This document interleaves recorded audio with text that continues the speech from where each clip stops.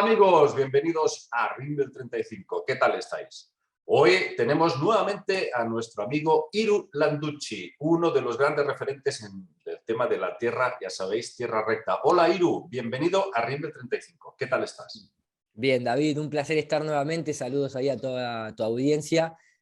Un capítulo esperado, lo veníamos charlando ya hacía rato y bueno, no se daban los tiempos, pero acá estamos para seguir un poquito este cuestionamiento cosmológico que nuevamente te celebro que te hayas sumado y que hayas puesto la cara y un poco más para dejarnos expresar y bueno, simplemente plantear ideas, no es más que eso, es plantear ideas y después que cada uno saque sus propias conclusiones. Exactamente, y hoy, bueno, nos gustaría que nos hablaras sobre el tema de la curvatura de la Tierra, un tema quizás el primero que uno debe de estudiar o debe de analizar a la hora de replantearse este nuevo paradigma, ¿verdad? Vos sabés que sí, es la columna vertebral de alguna forma, porque en realidad vos pensás que hoy en día, la fecha de hoy, obviamente habrá quedado escrito en los libros de física, en los libros de geología y demás, de geografía, lógicamente, pero en la propia Wikipedia, y cito Wikipedia como el elemento más básico en el que hoy en día un ser humano consulta, ¿no? Es como decir en Google, por algo las universidades tienen sus canales en YouTube, tienen sus entradas en Wikipedia y demás. En la propia Wikipedia, como ustedes después verán en pantalla, sigue figurando dentro de los 10 ítems de por qué la Tierra es una esfera, sigue figurando la de que el barco, al desaparecer, como desaparece la parte de abajo antes que la parte de arriba, es porque el barco se está yendo por detrás de la curvatura terrestre. Eso es prácticamente un leitmotiv dentro de la geometría que se espera, ¿no? De una esfera, en el caso de nuestro mundo ser así, y sigue estando ahí. Después el resto son prácticamente todas, digamos, observaciones indirectas de por qué la Tierra debería ser una esfera. O sea, por los eclipses de luna o por el eclipse, bueno, no tanto el de sol, pero sí el de luna, siendo la Tierra la sombra que se proyecta en la luna, por cuestiones que tienen que ver con las estrellas, porque otros planetas son de forma supuestamente esférica, porque tal o cual cosa que sucede en el cielo, y siempre es todo indirecto. Cuando el problema es mucho más simple, estamos hablando de un problema geométrico. ¿El horizonte se curva, sí o no? Y la medida oficial de la esfera, que son 12.741 kilómetros de diámetro promedio, dado que en el modelo de ellos es un elipsoide que está achatado en los polos, puede variar, hay algunos modelos que hablan de un poquitito más, un poquitito menos de kilómetros, pero no pueden salir de ese promedio. Y a 12.741 kilómetros de diámetro en una esfera, ¿a cuánto me tengo que elevar para verlo de forma directa? No de forma indirecta a través que un barco desaparece, o a través del eclipse de luna, o a través de tal o cual cosa. Esa es un poco la idea de discutir hoy o de mostrar hoy algunos de los puntos principales de detectar geometría curva en el horizonte. Y si quieres empezamos con el tema de cuando se aleja un barco, que desaparece el casco, que parece ser que, bueno, ellos argumentan que tiene ese descenso, esos metros de descenso de la curvatura, pero sin embargo hay otra explicación que ha sido demostrada ya, vamos a decir, con muchísimas observaciones y utilizando muchos aparatos, que es la refracción atmosférica. Sí, ese es un tema profundísimo para mí y creo que fue una de las claves inicialmente para entender esa desaparición de la forma, que es curiosa porque en realidad si nosotros tomamos pura y exclusivamente lo que ellos dicen, que si la Tierra fuese plana el barco debería alejarse cada vez viéndose más chiquito, más chiquito, más chiquito, más chiquito, hacia un punto de fuga, ¿no? Hacia cómo se comporta la perspectiva dentro de la óptica, y que eso supuestamente no sucede. Bueno, pero tampoco sucede que el barco se vaya inclinando, como debería ser. O sea, el mástil sí va, sí, en muchos casos, no en todo, pero el barco, si es alto, si es grande, sí va la parte de abajo cayendo en perspectiva, pero perdón, la parte de arriba, pero la parte de abajo pareciera como que se va comprimiendo. Sí. El barco obviamente no se inclina. Entonces, ahí ya hay un factor a analizar. Ahora, cuando en el siglo XX, en el siglo XIX, en el siglo XVIII se le decía a la gente eso, bueno, los pocos que tenían acceso al sistema educativo era fácil de convencer porque no había aparatos ópticos como para poner a prueba esa observación. Entonces es entendible que uno se confundiera con eso. ¿Por qué Claro, no? Era, simplemente podía... ¿qué ha pasado? Que hoy en día tenemos aparatos de medición y Claro. ¿y qué es lo que No, demuestran? no, y no solamente aparatos de medición, el tema es, o de observación a larga distancia, el tema es que hoy nosotros nos podemos elevar de forma controlada para seguir haciendo observación desde la altura y vos no ves la curvatura por donde se fue el barco, porque el barco en esa supuesta curvatura debería ser muy pronunciada la curvatura para desaparecer un barco en tan pocos kilómetros a la distancia del observador. Entonces, hoy sí, viste que ellos de alguna manera están manteniendo cada vez más fuerte todo lo que es ese turismo espacial para tratar de alguna manera de adoctrinar y de seguir con el engaño televisivo. Pero también cada vez salen, digamos, lentes y aparatos ópticos cada vez más potentes que independientemente de que ellos te muestran, vos todavía podés hacer las observaciones a larga distancia de que hoy vamos a hablar. Por ejemplo, la del barco, hay muchos ejemplos que vamos a ver que se puede ver perfectamente cómo existe ese fenómeno que los italianos habían denominado la fata morgana, que Sí, sería sí. el hada madrina, que ha incluso dado muchas teorías dentro de la propia ufología o también de la mitología en la antigüedad, porque a grandes distancias, en distintos paisajes, se veían como formas que parecían estar flotando en el aire y que tenían formas como de naves, ¿no? De tipo óvalo, ¿no? Tipo así como si fuese la típica nave de platillo. Veían cosas como muy distorsionadas que parecían monstruos gigantes. Todo eso llevó, por eso le decían Fata Morgana. Pero si lo traemos al siglo XX y XXI, donde podemos utilizar el método científico para analizar, fíjense que acá lo que se ve en una experimentación controlada en laboratorio son unos nanotubos de carbono que están dentro del agua. El agua sería la atmósfera. Cuando se le inyecta calor, van a ver que esos nanotubos parecieran volverse invisibles directamente. ¿Por qué? Porque se iguala el índice de refracción. Si eso nosotros lo trasladamos, eso es el experimento controlado. Si lo trasladamos a la realidad, la propia NASA, en este documento, este es un documento oficial de la NASA de observación astronómica, ellos dicen que desde los 0 grados a una altura de 20 grados aproximadamente sobre el horizonte, en observación, es complicado tenerlo en cuenta como algo preciso porque es donde se produce toda la distorsión atmosférica. O sea, ellos mismos están diciendo que en esa franja de 20 grados de gradiente no se puede tener una observación de forma directa en el sentido de que se va a perder entre refracción atmosférica, resolución angular, punto de fuga y obviamente difracción de la luz en donde todo se va saliendo fuera de foco. Entonces ya ahí ellos contradicen su propia observación.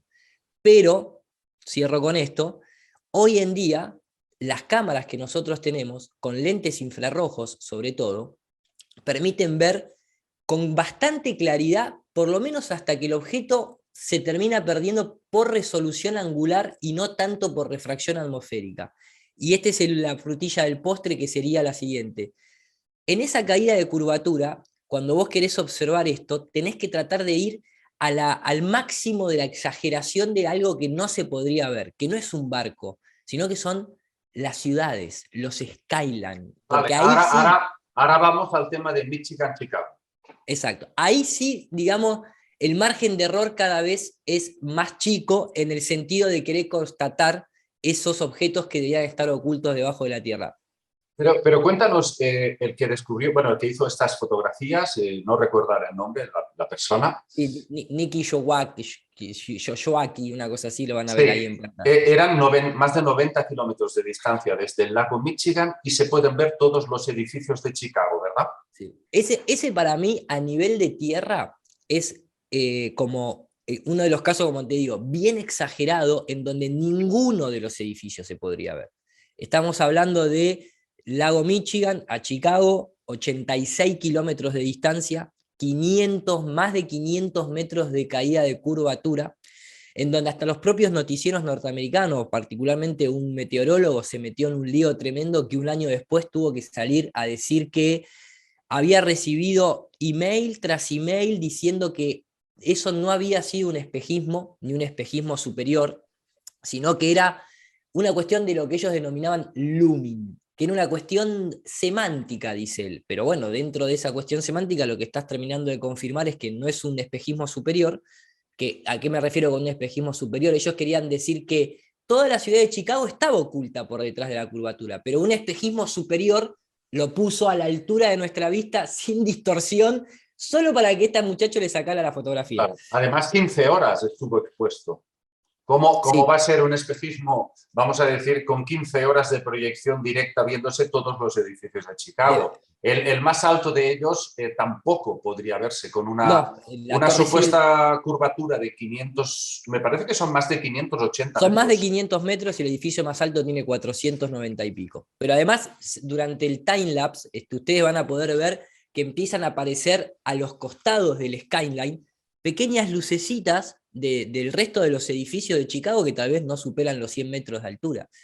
Ese es un caso que fue uno de los más polémicos y que más destapó, que terminó entrando en el mainstream norteamericano, y generó bastante polémica. Pero digo, todo eso es a nivel de mar. Nosotros acá tenemos, o de lago, ¿no? A nivel de tierra, me refiero a nivel de mar como esa cuestión de estar en el suelo. Nosotros acá tenemos el caso de Colonia, Buenos Aires, que es algo similar, son 52 kilómetros, 196 metros de curvatura, y Argentina solamente tiene un pequeño edificio que superaría eso, que es la Torre Alvear con 202 metros, y se ven un montón de edificios, hay un montón de observaciones hechas de Uruguay a Buenos Aires, y cada vez cada vez las va a ver más, porque la tecnología óptica crece y los edificios se construyen cada vez más altos, y ese tipo de cosas van a ir sucediendo cada vez Claro. más. Déjame hacer un énfasis. A ver, yo, para que la gente lo entienda, porque Iru es muy técnico y yo entiendo que a algunas personas les puede costar un poquito entenderle, porque es, ya os digo, es como si estuviese hablando un físico. Vamos a ver, lo que nos está diciendo Iru es que cada vez aparecen más personas en todo el mundo mostrando fotografías y mediciones, repito, en todas partes del mundo, que demuestran que esto es una línea recta. ¿Por qué? Porque utilizando el mismo sistema de la trigonometría esferoidal, heliocéntrica, que es un sistema matemático para calcular el nivel de descenso de esa curvatura, haciendo esas observaciones vemos que no cuadra. No cuadra, no existe evidencia de que haya nada de descenso de curvatura. Y es una línea completamente recta, con sus edificios, con sus montañas, sea lo que estamos proyectando a lo lejos, vemos que ahí no intercede. Y cuando vemos que se aleja o hay una refracción, pues es eso, lo que ha comentado él. Si Sí, lo puedes repetir, no sé qué has dicho, punto de fuga. mira, dentro de la óptica y la observación, el punto de fuga es lo más común de entender, o sea, los objetos se van achicando, obviamente. Menos, y tengo un video específico de eso, menos los objetos que tal vez no terminan de ser sólidos o están atravesando un medio de refracción bastante amplio, como es el caso de la atmósfera terrestre, y me refiero a la cuestión del Sol. Eso lo podemos charlar y lo podemos ver en otro video, por qué el Sol se corta en el horizonte y no pareciera estar disminuyendo de tamaño, pero hay varias, no explicaciones, sino observaciones que son muy precisas para eso. Yo lo tengo en mi canal para aquellos que quieran ir adelantándose.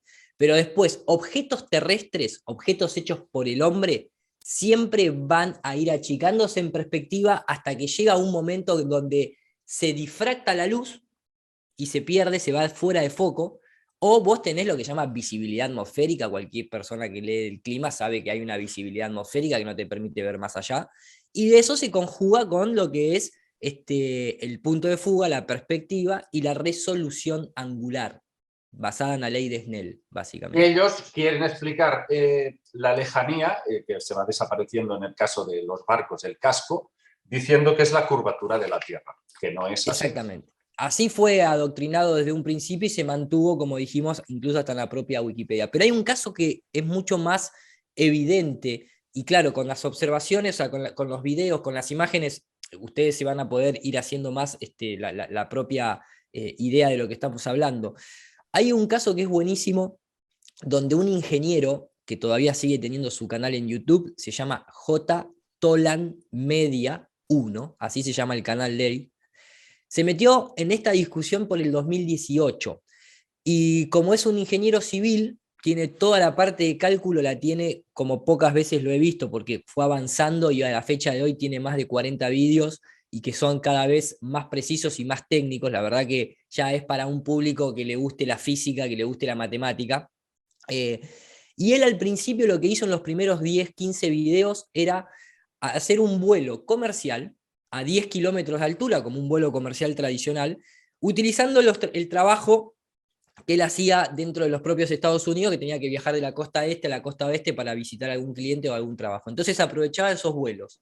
Los traqueaba en un GPS de celular. Recuerden que GPS significa global, o mejor dicho, geo. En realidad la palabra más técnica de la G es geo position system. No tiene nada que ver con satélite. La palabra GPS no involucra la palabra satelital, involucra simplemente una geolocalización en el espacio, simplemente eso, quiero decir, porque él viaja y digo GPS, van a decir, los GPS son con satélite. No, viajaba con un teléfono, una aplicación de GPS, mientras que iba haciendo el vuelo, él sabía por dónde estaba pasando, a qué altura estaba, tomaba una cámara Sony Alpha 6000, la ponía contra la ventanilla del avión, mostraba lo que se veía de manera normal, y luego agarraba un lente infrarrojo, se lo enroscaba a la cámara, y ahí venía el gran problema para la esfera. Porque con un lente infrarrojo, a la distancia, a 10 kilómetros de altura, vos no podrías ver, matemáticamente hablando, dentro de esa trigonometría que vos mencionás, no podés ver más de 357 kilómetros al horizonte. A los 357 kilómetros, la curvatura de la Tierra ya no te permite ver más allá de ella. Este hombre tiene filmado en un vuelo más de 950 kilómetros al horizonte. Es 3 Vaya. veces más que lo que predice el globo prácticamente. Entonces, eso no se podía hacer a principios del siglo XX, ni siquiera a mediados del siglo XX. Eso se pudo empezar a hacer ahora, hace 20 años atrás. A nadie se le ocurrió hace 20 años atrás. Surgió a partir del 2015 con esta discusión. Entonces, a nivel del mar no hay curvatura presente. A 10 kilómetros de altura no hay curvatura presente. Globos aerostáticos, como ustedes están viendo, indican que no hay curvatura presente, y a 30 y 40 kilómetros de altura el horizonte asciende con el observador. Como mucho se ve una circularidad producto del lente. El lente es convexo, la luz llega en distintos puntos, y cuando la visibilidad es máxima, parece un círculo, que no es lo mismo que una curva. Pero no son lentes ojo de pez. No, pero todos los lentes son convexos, porque todos los lentes tienen una pequeña panza, no existe el lente rectilineal absoluto. No existe el lente rectilineal absoluto. Entonces, pero de todas maneras también podemos explicar eso, Iru, porque realmente la Tierra es redonda, no esférica. La gente cree que redondo es esférico. No, por favor. Redondo significa que es circular. Circular, exactamente. Esférico hace alusión a un volumen, y circular hace alusión a una figura 2D, entre comillas. Sí, pero, la Tierra es circular, pero vos a 40 kilómetros de altura no podrías llegar a ver el borde, entre comillas, o el límite circular. La sensación de circularidad que vos ves es simple y producto de la óptica de cómo llega la luz al lente y la forma que tiene el lente, que es un lente convexo. Entonces, es como cuando el ojo humano está en el mar abierto y tiene una visibilidad atmosférica de esos días que son impecables. Vos tenés la sensación de, cuando girás la cabeza, tenés la sensación de que estás en un círculo, pero eso es por cómo se comporta la óptica de un lente convexo, sea una cámara o sea el ojo humano. hay que La clave matizar. ahí, cierro con esto, la clave es más de 30 kilómetros de altura, horizonte a la altura del observador. El sol se ve ahí, puntual, no hay estrellas. Sí, sí, sí. Claro, exacto. Estas imágenes que estamos viendo, bueno, que hemos visto, pues demuestran que es completamente recto. Pero quiero también decir y advertir a mucha gente que ahora empezará a ver otros vídeos de globos aerostáticos diciendo sí, la Tierra es esférica y tal, y empezarán a ver que efectivamente hace una cosa así tremendamente pronunciada. Y eso es efecto de las lentes ojo de pez. ¿Qué es eso? Pues que nada más que nada, es que hay efectos tan estrambóticos y estratosféricos que incluso se elevan nada 5 metros, Y 5 ya, metros y ya se ve completamente esférico. Y eso es un efecto de ojo de pez de esa lente. Por eso Iru nos dice que cuando se ponen cámaras que no están trucadas, que aún no siendo perfectamente rectilíneas, muestran un horizonte recto. sobre todo a la altura de ¿A qué los ojos. altura hemos llegado de máximo con globos aerostáticos? Con globos aerostáticos, porque hay dos tipos de globos aerostáticos. Hay uno que manejan las agencias espaciales que no tienen venta comercial al público, que se llaman globos super presurizados, que llegan a los 55 kilómetros de altura y es de donde se cuelgan los equipos satelitales, como estamos viendo acá en pantalla, e incluso, fíjense este lanzamiento hecho por la propia NASA en la Antártida, cuando el globo se eleva, lo sueltan del camión, el globo se está elevando, pasa las nubes muy rápido, porque recordemos que la Antártida, geológicamente, es el territorio más elevado en promedio, más frío y más ventoso del mundo. La Antártida tiene de promedio más de 2.500 metros de altura. Esa es la verdadera muralla de hielo. Ellos mismos te lo están diciendo, la Antártida viene y cuando vos estás en la costa de la Antártida empieza a ser así y se va y queda de promedio en 2.500 metros. Cuando sueltan el globo, que ya está en esa altura, atraviesa las nubes y fíjense lo que se ve de la Antártida. No solamente se ve cada vez más y más hielo, hasta donde la cámara puede tomar, sino que sigue estando a la altura de los ojos. Y eso es la Antártida en un globo propiamente de la NASA. De ahí la tapa del disco de Deep Purple, Infinity, y está la referencia de la Antártida, ¿no? Utilicemos también un poco lo que es la predicción predictiva. Volviendo a los globos aerostáticos tradicionales, civiles, que uno puede alcanzar, que nosotros hemos tirado, los que hemos mostrado llegan a los 40 kilómetros de altura, 35. Te repito, David, se veía la curvatura indirectamente por el barco y a 40 kilómetros de altura sigue estando el horizonte a la altura de los ojos. Claro, ¿En qué claro. quedamos? Oye, una cosa importantísimo. Satélites, por supuesto que hay, pero no son objetos que estén orbitando fuera en el espacio. Exacto. Iru está diciendo, para aquellos que bueno, no lo hayan entendido, que sí existen los satélites y por eso existen las telecomunicaciones y todo lo demás, pero que están suspendidos en globos aerostáticos. ¿Es así? Los aparatos sí. Después ellos tienen varias técnicas que son oficializadas: rebote ionosférico, troposcattering, transmisión de antena punto a punto, cables de fibra óptica submarino. El GPS, mira, acá en esta lista, en esta imagen, aparecen más de 20 sistemas que a la gente tradicionalmente se le dice como GPS para no tener que estar dándole explicaciones. Pero fíjate, todos estos puntos con sus imágenes correspondientes es lo que a nosotros hoy nos hace el GPS, que proviene del sistema militar utilizado en la Segunda Guerra Mundial llamado el sistema LORAN, Long Range Operation, no sé cuánto, eso significa LORAN, que era simplemente antenas en donde un barco militar podía emitir una señal, rebote, y de ahí se triangulaba. Es algo que existe hace muchísimo. Entonces, te cierro con esto, David.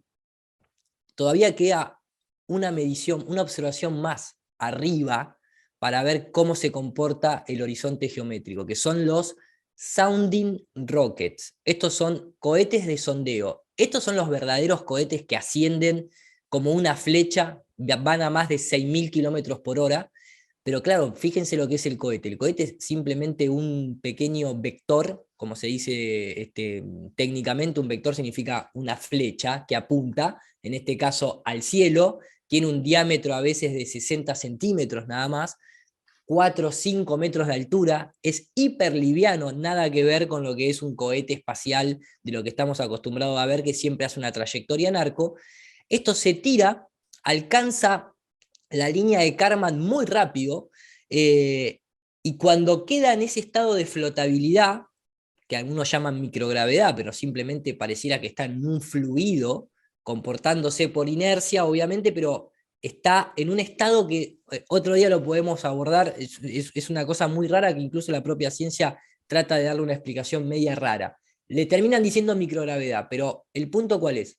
Alcanzan entre 120 y 200 kilómetros de altura. Acá tenemos un cohete alemán, tenemos el Foxy Rocket de la NASA, de los Estados Unidos, son todos programas oficiales de las agencias espaciales. El horizonte sigue estando a la altura de los ojos a 120 kilómetros de altura. ¡Wow! Esto es tremendo. Esto es No tremendo. hay estrellas, no hay curvatura. ¿A dónde estamos viviendo, básicamente? Esa es la gran pregunta y lo triste es que las personas que cuestionamos el modelo oficial nos tratan de locos, intentan desacreditarnos como personas, consideran que somos unos ignorantes.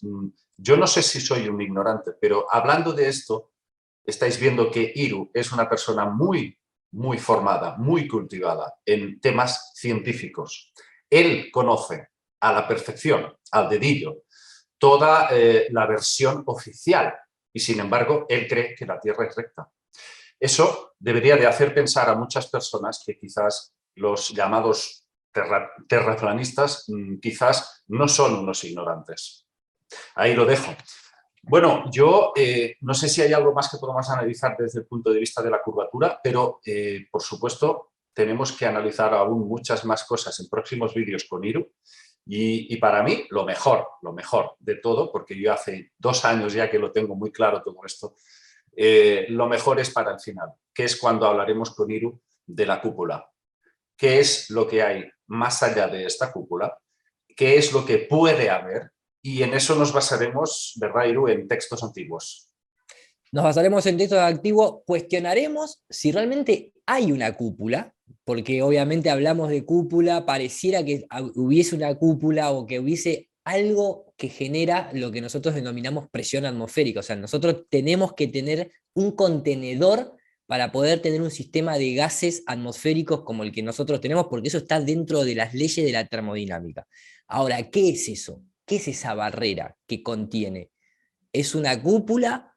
¿Es un domo? ¿Es una estructura artificial? Tal vez es una condición dinámica propia de la naturaleza dada ciertas temperaturas a ciertas alturas. Bueno, hasta donde lo podemos nosotros corroborar, está interesante el tema. Por lo menos va a ser algo bastante interesante. Quédense con el capítulo de hoy. Se busca la curvatura terrestre, porque no se ha podido hallar en ninguna de las observaciones a las distintas distancias y altitudes, básicamente, salvo cuando te la presenta las propias agencias espaciales en la televisión y en próximos capítulos de la vida real te la van a mostrar en el metaverso, pero en la vida real, realmente hablando, todavía nadie la pudo encontrar. Claro, ahí está. Hiru se está refiriendo a que cuando nos salimos de los parámetros del CGI, observando la naturaleza, no aparece esa curvatura. Exactamente. El próximo día yo creo que tendríamos que hablar de la mecánica de los fluidos. Eso, y bueno, ahí hay una gran clave, fácil de entender. Yo sé que a veces parece un poquito técnico, por eso ponemos las imágenes, porque de esa forma se entiende a la perfección lo que uno está hablando ahí con imágenes directas. La mecánica de fluidos es muy fácil de entender y hay varios ejemplos y sobre todo varias construcciones que de alguna manera materializan esa propiedad física de que el agua siempre mantiene su nivel y por lo tanto no existiría ninguna fuerza que esté haciendo que los fluidos se queden adheridos a una pelota giratoria en el vacío del espacio, ¿no? Es una locura, de verdad. Pues sí. Hiru, muchísimas gracias. Hoy ha sido extraordinario. También lo has resumido pues muy bien, ¿eh? Algo que no es fácil de resumir. Te queremos mucho, lo sabes. Para nosotros eres un gran referente. Yo ya, desde el primer día que te vi, me quedé fascinado con tus explicaciones, súper coherentes, súper sencillas de entender cuando tienes un mínimo de conocimiento, porque hay a veces que cuando te embalas cuesta un poco seguirte, pero lo haces muy bien, lo haces muy bien. Entonces, estás invitado y esta es tu casa, Hiru. Muchas gracias, David. Saludos a tus seguidores, a la audiencia de Rimble. Y nada, nos vemos en el próximo videoprograma. Muchísimas gracias, de verdad. A ti. Y a vosotros espero que os haya gustado esta explicación de hoy y como mínimo haya suscitado vuestra curiosidad para seguir investigando por vosotros mismos hasta que lleguéis a más conclusiones.